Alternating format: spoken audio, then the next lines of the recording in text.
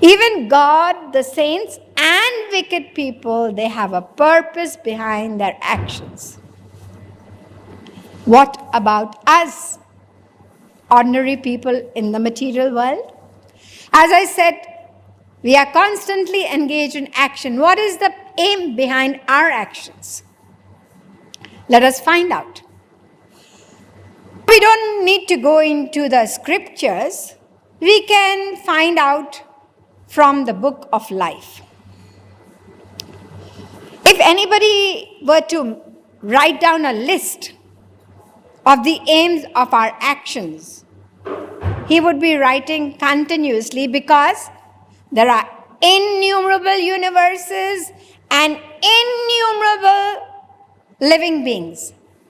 And we are performing actions constantly, incessantly. So you can imagine, even if you were to invite Saraswati and Brihaspati to write, the list would be endless, because, even when we have some desires, they keep changing all the time.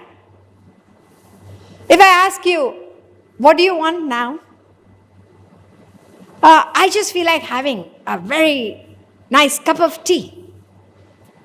After a few minutes, I ask you again, tell me, what do you want? I feel like having ice cream now.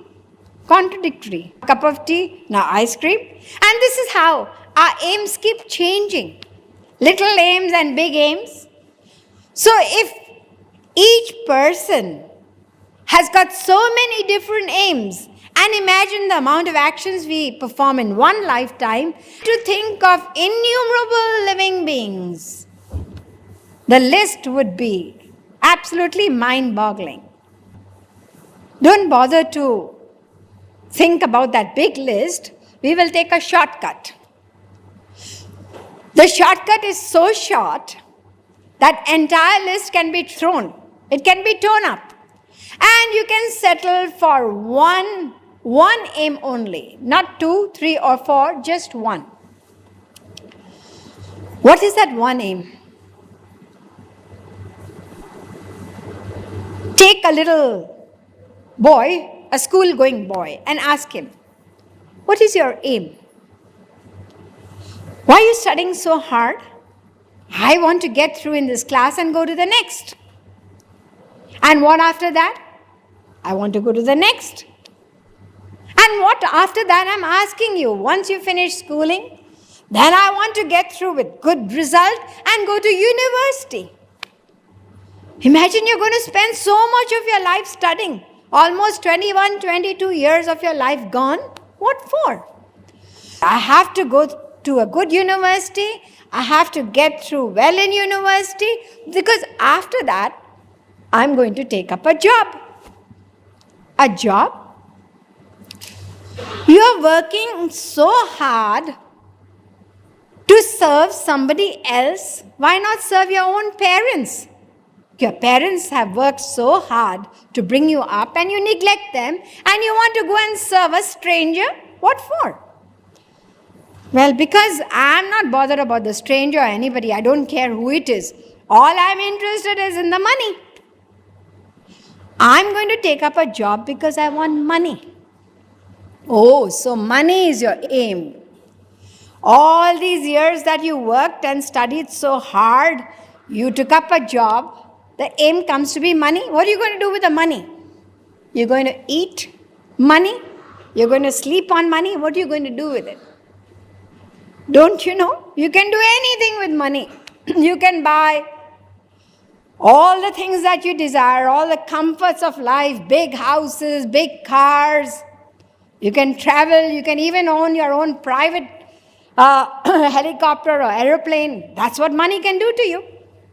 I want money. But all these things that you're going to buy with money, what are you going to do with that?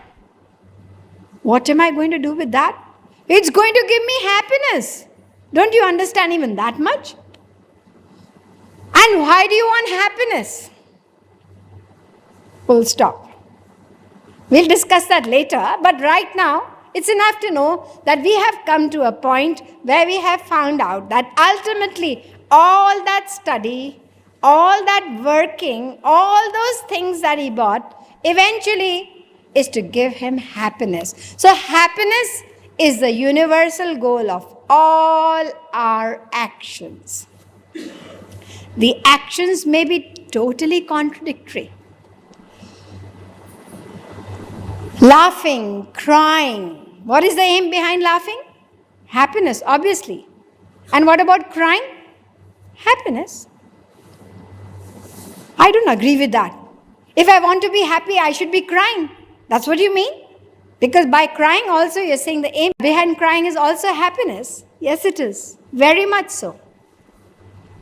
It's because we do not know. We do not have a study of Indian philosophy. That's why we have doubts about it. Let us consider it through an example.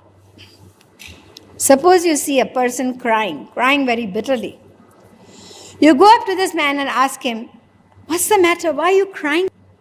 You can't imagine what I have been going through. He's not even able to speak. He's crying so much. What's happened? Tell me. I lost my father yesterday, and this morning, early morning, I went to drop my uncle to the airport. When I came back, my house was absolutely a mess. It was burned down. And inside my house, my young son, my wife, and all my wealth, everything got burned. He's crying away. And you naturally say, what a terrible thing to happen to anybody. How could God do this to you? Now you ask him a question. What a terrible loss. You lost your father, you lost your wife, you lost your son, you lost your house, you lost your wealth. And on the top, you're increasing your misery by crying. Why are you doing that? Just stop crying. Why are you increasing your sorrow? I'm not increasing my sorrow. You can't understand. If I want to cry, then I would probably I would have a heart attack or something. I would probably die of this pain that I'm experiencing. By crying, I'm giving vent to my feelings. It's giving me a peace inside. Next time you cry, try to find out whether it is actually giving you some kind of solace inside or not. In fact, do you know that saints, they have said that longing and crying for God is a superior experience in terms of bliss than loving association with God. When people pray to God sincerely, they sometimes experience that it does give them some kind of special joy. Even crying does. So you see, even crying gives happiness. Otherwise, why would anybody cry? Is there a law in any country? People listening to me are from different countries. Tell me, is there any law in your country that if anybody dies, you have to cry? If you don't cry, you will have to go to prison for 3 years. Is that so? Not at all. So you see, both crying and laughing, opposite actions, aim is one. You're listening to this talk and finding it hopefully interesting. Now suppose I were to continue this talk for another couple of hours. Then what? And you're tired of sitting. You want to stand up or probably leave? So when a person has sat for a long time, then he's unhappy sitting. He wants to stand. And if you've been standing for a long time, you want to sit. Standing, sitting, opposite. But the aim is happiness. Let us take sleeping and waking. Both aim is happiness. Now you might say, hold on. I don't agree with that. Who likes to get up in the morning? Nobody wants to. Very few people. Sleeping? That is pleasure. It's great. Everybody loves sleep. In fact, sleep is the greatest pleasure in this world. Who wants to get up? You are saying that even waking, the aim is happiness. Absolutely. The Sunday which is going to come now, try it out. Don't get up. Just keep sleeping, sleeping, sleeping. People do sleep till late afternoon, but don't get up even in the afternoon. Sleep till the evening and sleep through the night again. The next night as well. Will you do it? No, probably by evening you will say, well, I can't take it anymore. My back's hurting. I want to get up now. So you see, even waking, the aim is happiness. Sometimes we enjoy being in company, and sometimes it's a headache. I just want to disappear from here. I want to go into a jungle. I'm just sick and tired of so many people around me. Especially when weddings take place, people are around. It's just disgusting. You want to be alone, and suppose you're alone. Your wife, children, everybody have gone to a holiday and you cannot go. And it's been a month. Now you can't take that either. I just can't take it anymore. This house, it feels like a ghost house. There's nobody around. So you see, company, aim, happiness. Solitude, aim, happiness. People are desperate to get married. Why? To be happy. And then they are desperate to be divorced. Why? Happiness. People even murder for happiness. Do you know that? Once a person murdered his wife and he ended up in court. The judge asked him, why did you murder your wife? Tell me. He said, I'm a peace-loving man, dear judge. I'm asking you why you murdered your wife. I'm a peace-loving man. That's all he kept saying. How can you give me such a stupid answer? You commit a crime like murder and you say you're peace-loving. That's nonsense. He said, I'm telling you the truth. You know, when I murdered my wife, you can't imagine how peaceful her face looked. And you cannot even imagine how much peace there was in the house after that. So you see, the aim behind murder is also happiness. So all the contradictory actions, they may be appearing that they are totally opposite, but the aim is one, and the scriptures already tell us that this is our aim. We were looking into the book of life, but the scriptures have already told us it. Sukhaya karmani karoti loko natai sukham va nyaduparamam va vindeta bhuyas tataeva dukkham yadatra yuktam bhagavan vadennaha. 3rd canto, 5th chapter, 2nd verse of the Bhagavad Puran. Happiness is the aim behind everything. Behind wealth, behind wife, child, name, fame, everything. Sarvesha mapi bhutanam nripaswatmaiva vallabha itare patya vittadyas tadvallabhatayaivahi. 10th canto, 14th chapter, 50th verse, again of the same book of scripture, Bhagavad Puran.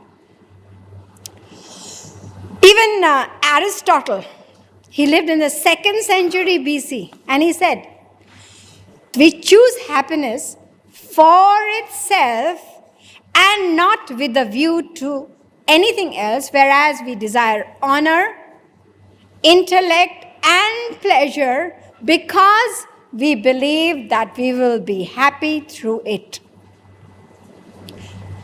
Another philosopher, he was of Jewish parentage. His name is Spinoza. He was asked, why have we been put into this world? And he replies that God has put us into this world. We are born in this world to be happy. And what is the definition of happiness? He replied, happiness is the presence of pleasure and the absence of pain. This is the definition of happiness he gave. Very important. Remember that, because this is what we are pursuing. At another place, Spinoza again said, he said that happiness is the aim of all conduct. Our happiness and unhappiness depends on the quality of the object on which our love is fixed. Love towards an object, eternal and infinite, will feed the mind with a joy that is pure and without sadness. See, these philosophers are also telling us that the love has to be towards an object, eternal and infinite. Then you will experience happiness which is free of sadness, which is free of suffering. This is called unconditional happiness. It does not depend on whether you are rich or poor, ugly or beautiful. It does not depend on anything that we have planned as sources of happiness. So happiness is the universal goal, the supreme goal. Now there are some people who say, well, granted that happiness, it is one goal. But there are other goals which are also universal. What are they? Some people say that everybody wants to be immortal. Nobody wants to die. That is the goal of life. It's universal to everybody. Some say the desire for knowledge. It's been there with us. Everybody desires knowledge. That's also a universal goal. Some say nobody wants to be under control. Everybody desires independence. Even a little child wants to be independent. So independence is also a universal goal of life. And there are some who say that the desire to rule over others, we want to be bossy. Everybody should listen to me. We all want that, don't we? So that is also a universal goal. So apart from happiness, there are 4 more universal goals. What do you have to say about that? Well, we'll consider that next time, not today. And also, I want to ask you a question. The question is, we all desire happiness. Can you tell me why you desire happiness? Where did this knowledge come from into you? It's a very big knowledge. So why do you desire happiness? And why don't you desire unhappiness? I mean, it could be a change for you. Happiness, happiness, happiness. Then change to unhappiness. So I'll leave you to try today. Try desiring unhappiness. And we'll discuss that next time.